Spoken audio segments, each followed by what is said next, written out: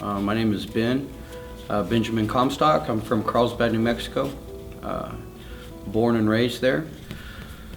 At the age of 3, my mother and my father were separated. My dad was incarcerated, and my mom moved in with my grandmother. My mother had to get a job to support her 4 children. I have a brother and 2 sisters. It was a pretty good life for a while. I had a great childhood. My grandmother's an amazing person, just loved Jesus. Had a really close relationship with God growing up.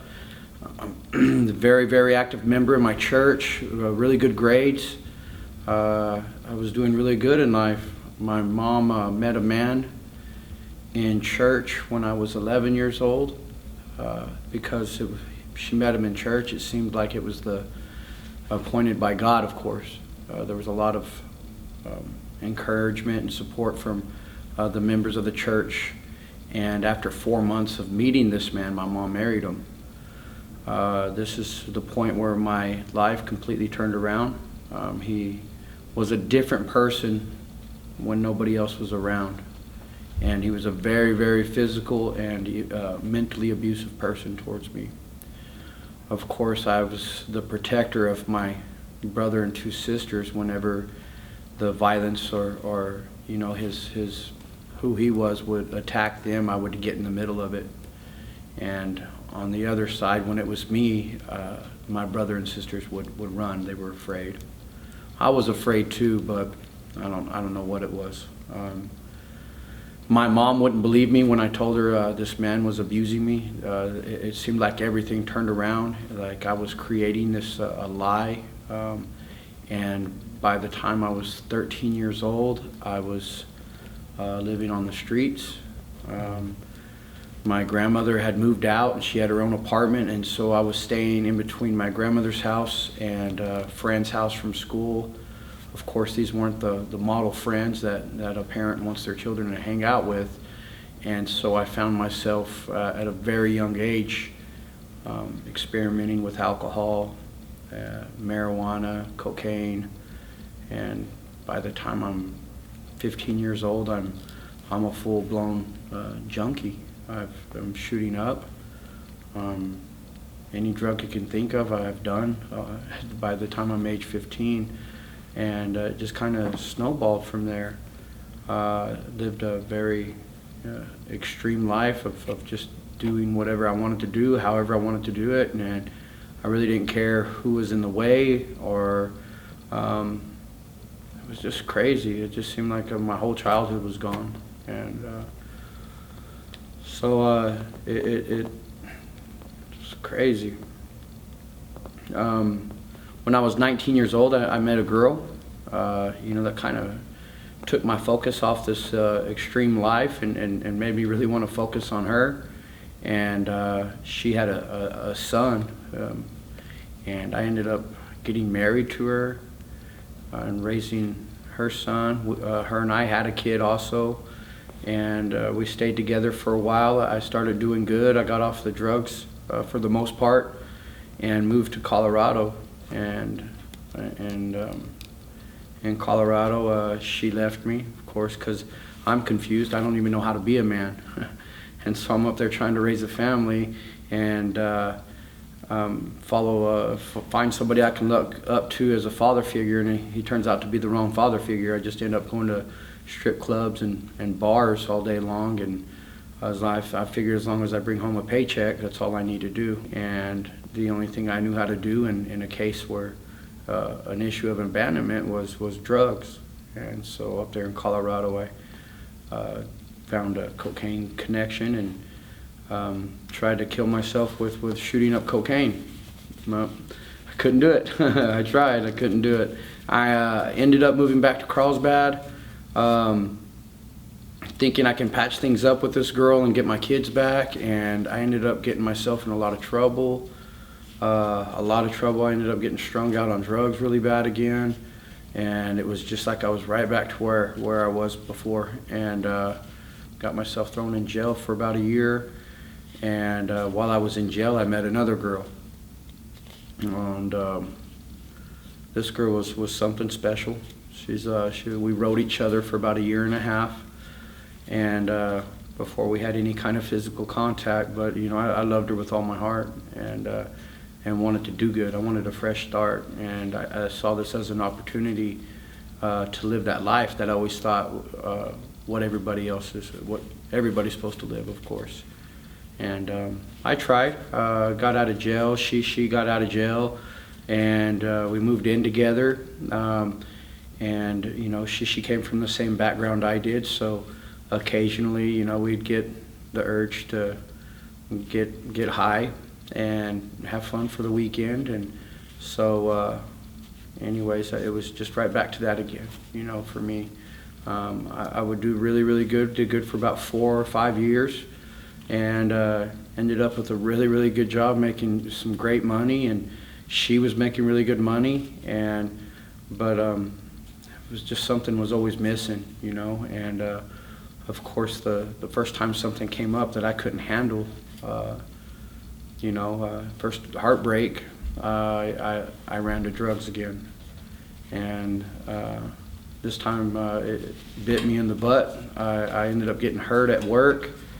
I got drug tested, lost my job, and so for the next 4.5 months I couldn't walk on my leg, and she was making all the money and I was still getting high.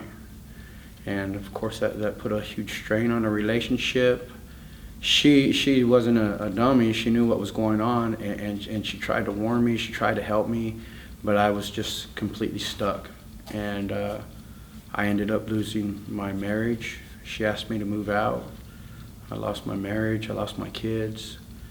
I was sleeping in my truck, and it wasn't before too long I lost my truck too. And so I found myself homeless, and of course the only people I could turn to were my drug addict friends from when I was growing up.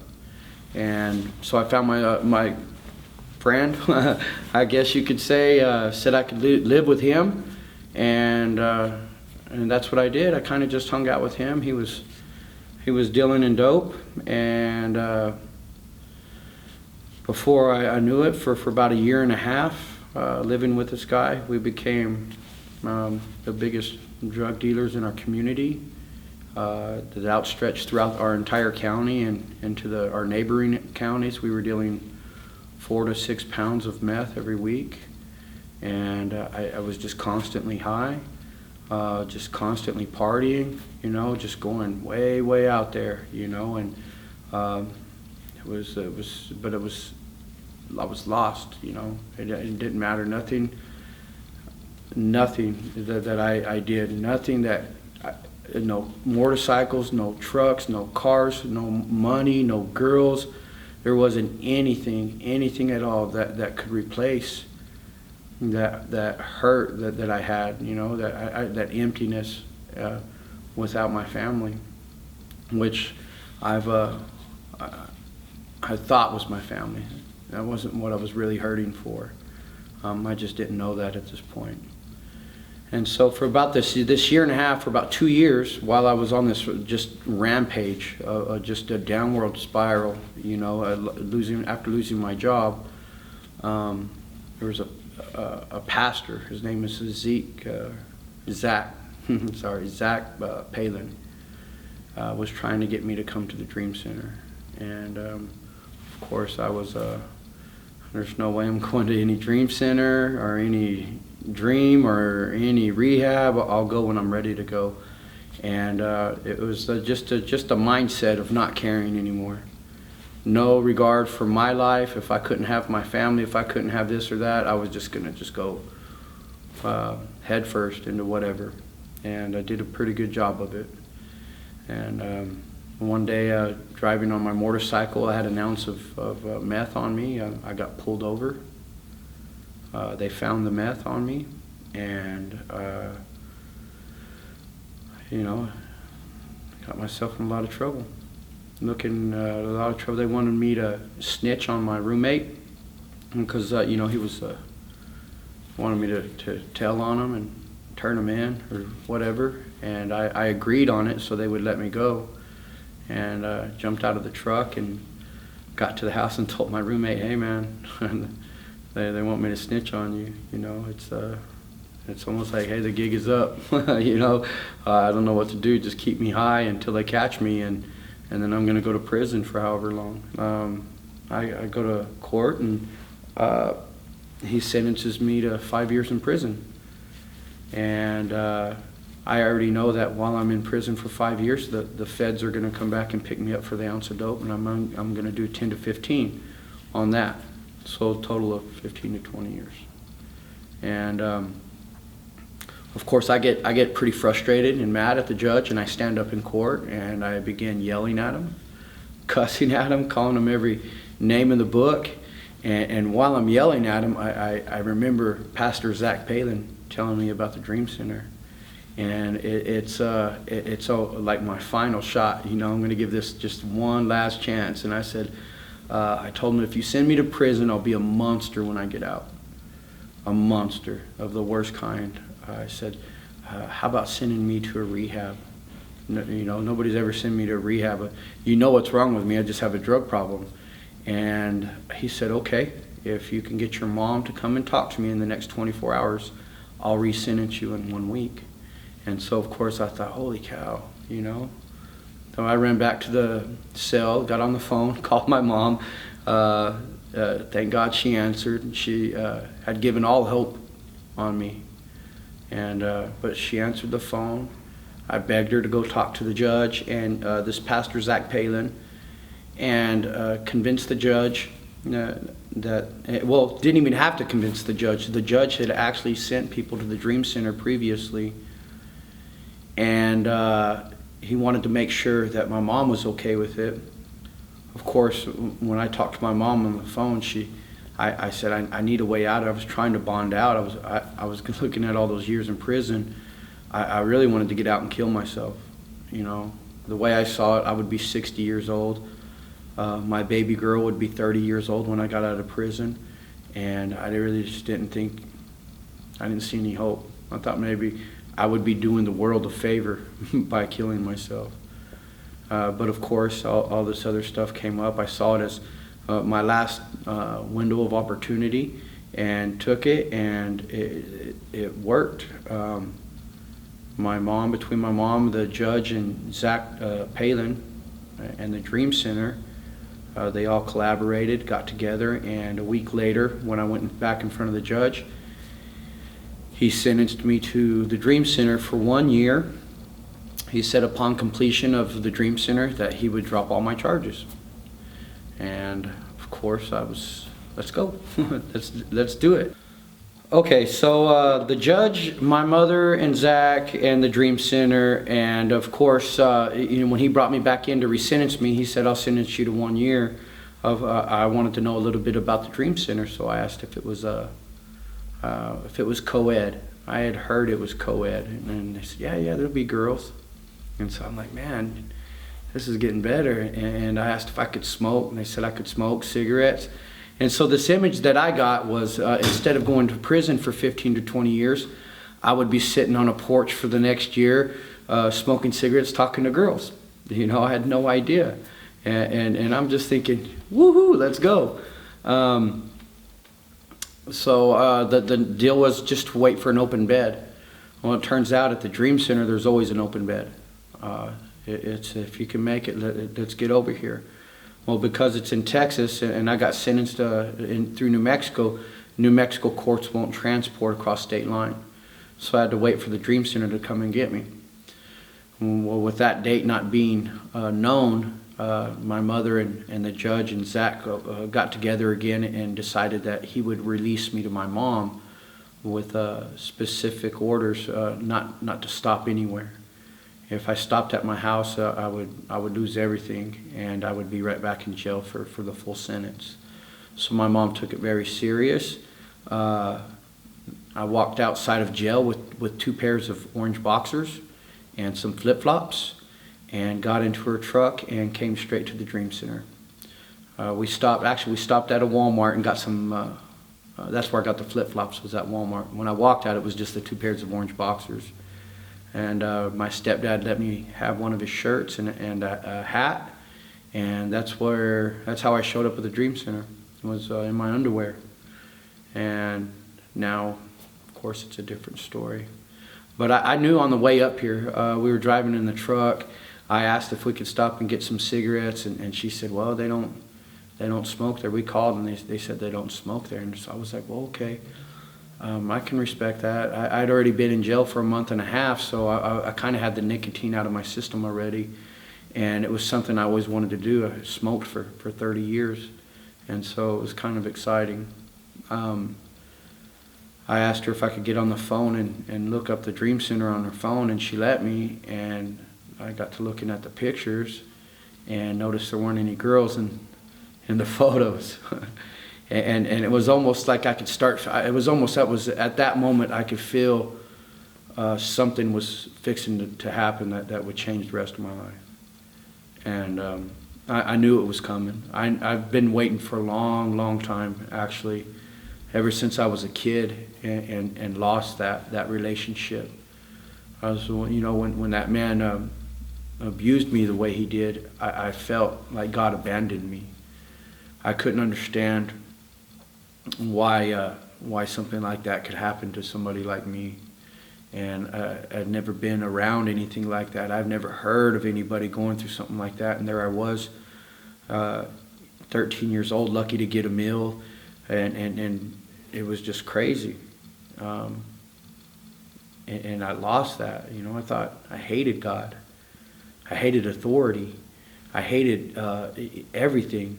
And now, 26 years later, I'm in the back of my mom's truck headed to what I can feel is that changing the rest of my life, and that's what happened. Okay, upon arriving to the Dream Center,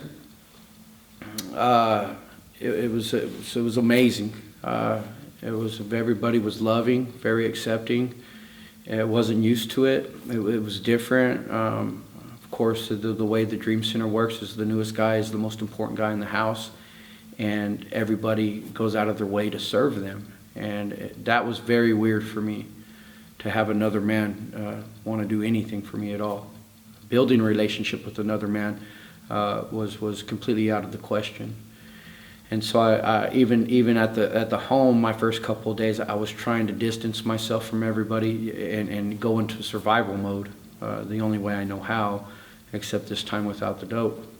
And I found myself out in the wood shop on the belt sander.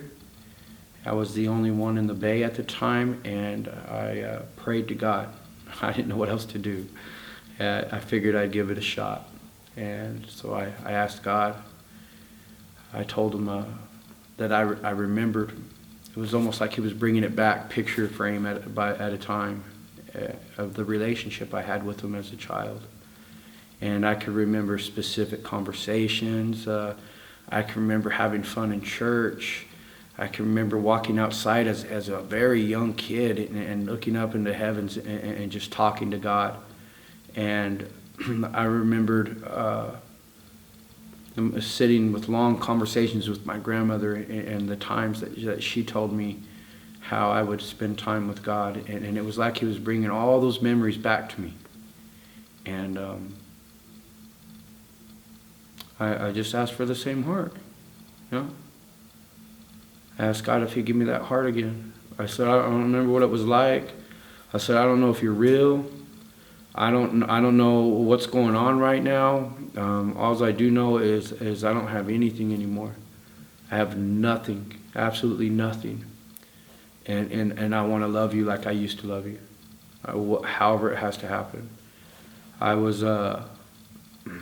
He blew me away at that very moment. I couldn't. It was like it's hard to explain. It was like an energy. It was almost felt like the sun dropped on top of my head and it rocked me all the way to the ground. I couldn't stand up. I couldn't control myself. I was just, snot was pouring out of my nose.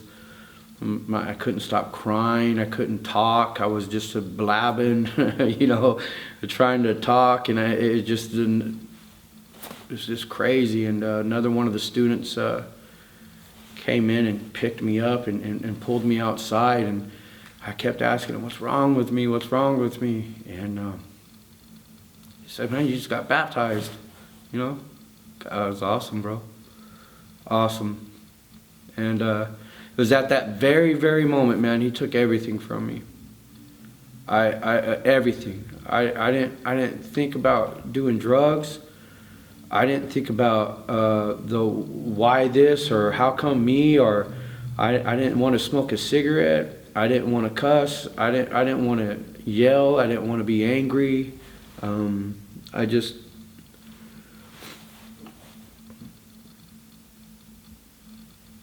didn't want that feeling to stop, man. It was amazing, and he changed my life from that point on. And from that point on, it's been fun. I've learned to build a relationship with God in the Dream Center. It's been a place that God brought me.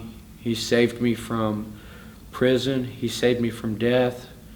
I had to lose everything to find Him, but I'm just real thankful. I'm real grateful that I did, and it was a vision that a wonderful man had to open up a home where the door was open for me to come and rekindle a relationship with God, the one that I had lost at a very young age, and He never left me, and it was here at the Dream Center where I found that out at. I'm a mighty man of God now, man. You know, I go hard as I went out in the world in the wrong direction. You know, the devil took it all from me. You know, there's no doubt about it. As much as God wanted me to work for Him, you know, the devil wanted me that much to not work for Him. So I lost everything. I lost my family. I lost everything. And now I'm here, and I'm going that hard for God now. You know, I'm going that hard. I'm just whatever it takes. I wake up every morning. I get into the Word. I pray. I give the day to God every single day. You know, every day. I don't ever forget where I came from. I know what He saved me from. And so that's what I do every day. I wake up and I depend on God fully. 100% I depend on God. I completed my 1 year at the Dream Center on August 13th and returned to Carlsbad to go and see the judge that sentenced me to 1 year. Got all my papers, my certificate, and went down to court. And when I walked into the court room, the clerk, of course, noticed me. You know, everybody that has anything to do with the judicial system in Carlsbad, police department, sheriff's department, they all know who I am. In the bad way. They know the bad bin. And so the clerk automatically asked me, "What are you doing here?" And I told her, "I've come to talk to the judge. He's going to drop all my charges." And she told me, "Hold on." And she got on the computer and she said, "That's impossible." Yep, she said, "There's no way. You got too many cases. He can't possibly drop all these cases." And I said, "Yeah, God can. God can drop them all." And I asked her, "Do I have any warrants?" And she said, "Yeah, we've got quite a few of those too." I said, "And those will be gone too in Jesus' name." And she told me, "Ben, just go sit in the courtroom and don't move." And I know she's under the desk hitting the red button, getting the cops there, you know, of course. And so I go inside the courtroom, and there's Judge Castaneda, the guy who sentenced me to the Dream Center for a year. There's 4 people in front of me. When they leave the courtroom, he makes eye contact with me, and he stands up from behind the bench and walks around the bench, and I get up, and he comes and he shakes my hand, and he tells me, "Hello, stranger." He says, "Man, it's good to see you." And I said, "Yeah, it's good to see you too." I said, "Look, I did your year. Here's my certificate. Here's the proof that you need. And I've come to be a man about it, and I'm ready to do whatever you want me to do." whatever time in prison that you need me to go and do, however much money, let's get it over and done with, man, so I can live the rest of my life. And so we're sitting there. He gets back behind the desk and he's pulling up all my files on the computer, and he's just telling me, hey, it's amazing to see you. It's amazing to see something work like this. He says, I knew there was something different about you. He said, something told me there was something different about you. There's no doubt about it. God ministered, the Holy Spirit ministered through him, through my mom, through Zach, to get me here to the Dream Center. We got done talking, and so then I asked him, so what do I owe you? And he says, you don't owe me anything. You don't owe me nothing. Everything's gone. Everything. You don't know any fines. You don't owe me any time. He says, it's just awesome. He goes, I knew this was going to work. And that was that. Everything. 15 to 20 years, gone. All the trouble was gone. As a matter of fact, when I left the courtroom, the arresting officer that got me the very last time was there in the courtroom, and he gave me a hug. He couldn't believe the difference. It was amazing, and since then, I'm here at the Dream Center on my own, my own decision. There's no court that has to make. I don't have to be here. I want to be here. Since I've been here a few months now, after the year, and every day God shows me something more and more. And He's restoring things in my life that I destroyed. I burnt a lot of bridges. I destroyed a lot of relationships with people that loved me, that had faith in me, that knew me my entire life. And now God's surely restoring that. We might be able to burn bridges, but God builds them, and He rebuilds them too. He restores things, and He's slowly showing me what He has in store for me in the future. But it's only through my faithfulness and to Him, my obedience to the authority He has in my life, and my willingness to do what I do every day, man. I get up and I go to the grinding wheel for God. I'm ready for everything that the devil took from me. I want to smash him right back. That's my attitude. I want to step on the devil's head, man. For everything he took from me, everything he stole from me, for every single bit of pain, for every hurt, for every ache, for every question, for every doubt, for every time that I looked to God and I screamed why and cursed God. I asked for forgiveness, and God forgave me. And I've asked for forgiveness from all the people that I've ever hurt, and the ones that I haven't been able to reach out and tell them, man, I know that Holy Spirit, He'll help me out with that, God's forgiven me. I forgive everybody that's ever done anything for me. And now I'm ready for God to put me on a platform to do some serious damage to Satan's kingdom, And that's what I'm all about. Through my second marriage, she had 2 step-kids. I raised them for a long time. They mean everything to me. They always have, And now that now that I've been, giving myself to God, I'm who I was always supposed to be, The first time I went down to visit them, they saw it. They knew something was different. And it's been tough. It's been awkward. It's like starting it all over. For them, it's just weird. I don't know how else to say it. I lost my kids, man. That's tough, man. That's real tough when you lose something that you love that much, And my wife, man, I lost her. And there's a scripture in the Bible where Jesus is talking about wineskins, and Jesus says, "I've got new wine for you, but I can't pour this new wine into you if you still have your old skin on." And so I believe that was God ministering me, telling me that I have to let go of everything, and I have to put on this new skin fully. And it's been a process. The promises are easy to look at, but we don't just wake up and have the promises handed to us. It's a process to get to the promise.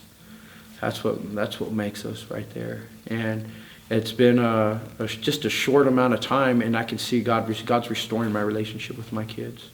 As a matter of fact, I was texting my daughter just today. She reached out and texted me yesterday just to send me a picture of a bonsai bush, and I don't think she has any idea how much that meant to me. God knows.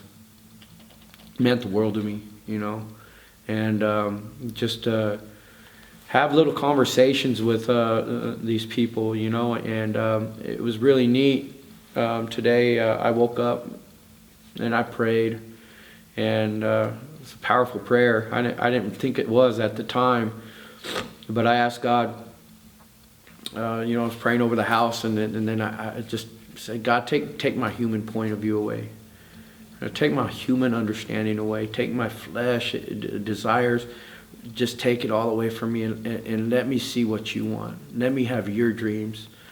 Let whatever it is, God, that you have for me, man, let me know so that way I can see it through your eyes. And he did. It was crazy. And that's what he showed me was he is restoring my relationships. I believe wholeheartedly that it's just a matter of time before I get to have the love of my life back, before I get to have a relationship with my kids that I desire to have, But I also know that it's just a fruit. And like I said earlier, that's just a fruit from my faithfulness to God, It's his anyways, it's not mine. And God says you don't have because you don't ask. But he also says that everything that is mine, what's within my will, is yours if you ask for it. So I believe that a piece of paper that says I'm divorced with my wife doesn't actually mean that I am through God's eyes. And so what I'm really looking forward to is just the rest of my life. I'm gonna serve the Lord wholeheartedly. I'm going to give it to him every day. I'm going to wake up and give him every single day for the rest of my life. And no matter what it is, no matter when it happens, it doesn't matter to me. I know that I should be dead, or I should be in prison for the rest of my life. I know I don't deserve God's grace. I know I don't deserve to be here right now, but I am. And that's all because of God. That's all because of what Jesus did for me. And it's because of that wonderful, wonderful Holy Spirit that empowers me to wake up every day and be able to have this joy and this peace in my life that I've never experienced before this. And the reason it worked for me is because I wanted it. It was a desire so deep that there was be nothing. I was tired of living the way I lived. I was tired of destroying everything I touched. I was tired of hurting the people that I love more than anything. I was tired of being alone. I was just tired of life, period. And death really seemed like really the only answer for me. And it wasn't, It took a lot of fighting spiritually. It took a lot of it was just about giving up. I was just so tired and so exhausted mentally that it was just ready for whatever. And I encourage anybody at all that might be sick and tired of living the way they're living. You don't have to be a junkie for 25 years to get too tired of living the way you live. You don't have to be physical. There are so many other ways. If you're tired of it, and if you don't know where the answer is, you've looked everywhere. Trust me, man. That's because you haven't looked towards God yet. Because he is the ultimate answer to every ultimate question, to every question at all. God is the only way. In Jesus Christ, through Jesus Christ. I encourage all the new students that come in, or anybody who wants something like this to happen in their life, to just be still. Stay at that point. Stay broken. Don't start thinking like you've got it, or now that you have a little bit of it, that you'll be all right, because it takes full submission. It takes complete surrendering everything. I had to give up everything that I love. I had to stop trying to fight the fight that I think I needed to fight and let God fight my fights for me. And he's undefeated, undisputed, the ruler of all things, everything. He created all heaven, all of earth. He created me, and I had to learn how to stop fighting and just be broken. From the bottom of my heart, I thank my pastors. I thank God above all else. I thank you, Jesus Christ, for dying for my sins. I thank you for setting me free. I want to thank Judge Castaneda, Pastor Zach Palin, my mother for being able to just be obedient to the Word of God. And then I want to just thank Pastor Zeke Pacina for being a man of vision, for being able to run with the vision, for opening up the Dream Center that created a place where I can come and build this relationship with God again. I thank you, Pastor Ray, my home director, my spiritual father. You mean the world to me. So I'm going 100 free for whatever, man. You know that. I thank Mike Peters, for Don Fletcher. I think I have had some mighty, mighty men of God to help me get to this point. Carlos, I love you, bro. And you guys are the world to me. And I've had some really, really great people, some really good mentors. I've got some great, great leaders within the church that I look up to. I have a future, and it's amazing. And I just thank each and every single one of you. I thank my family. I love my kids. I thank you all so much. Every day, every day, every day, I think of you. I pray for you. I love you. I love you, Bree. You're awesome. I know God's got you. You may not see it right now, but you will. And whatever happens, I'm ready for it.